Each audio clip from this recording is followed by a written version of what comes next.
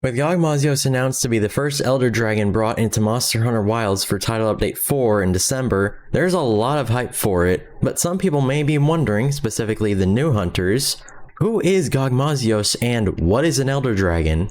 In this video, we're going to be going over what Elder Dragons are and Gogmazios' lore, as well as the games he appears in. Keep in mind that I don't have any footage for this of Gogmazios, so I can't really show any gameplay, so the best you guys are going to get is pictures. First off, like I said earlier, many hunters may be wondering what an Elder Dragon class monster really is, especially since there hasn't been one in Monster Hunter Wilds.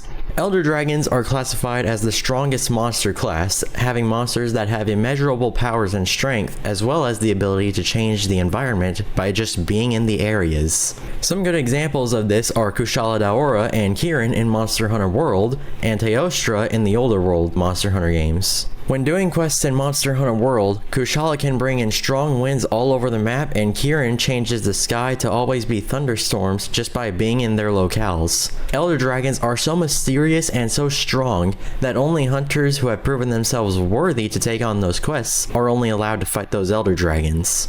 Next up, we'll talk about Gogmazios, his lore, and the games he appears in. Even among Elder Dragons, Gogmazios remains a heavy mystery in the Elder Dragon class, having very few sightings of people seeing it, which I actually find a little surprising considering it's one of the biggest monsters in all of Monster Hunter. And this Elder Dragon is covered in Atari substance from its main food that it eats, sulfur. This has caused Gogmazios to usually raid gunpowder warehouses to stock up on sulfur in order to get its food. And weirdly enough, even though Gogmazios doesn't look like it can fly, trust me, I've seen clips of it does fly. Having a bone structure similar to Gore and Shigaru Magala, it can also use its wing arms to start flying in the second phase of its fight. Gogmazios can also store that tar and sulfur within its body in order to use it later as a weapon. By doing this, Gogmazios can shoot out beams of tar that it can use to explode whenever its chest is superheated when it's enraged. The reason people are already excited for Gogmazios is because its first and, well, only appearance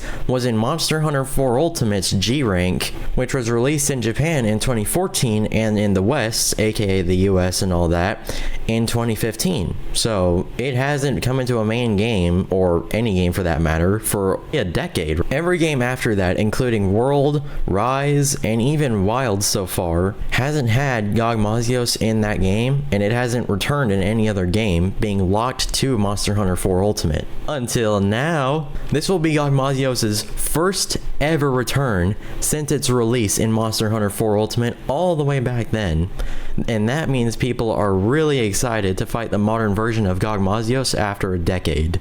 Now that you know what Elder Dragons are and why people are really excited for Gogmazios, I hope you're excited for this gigantic monster, and with that, I will be seeing you all soon.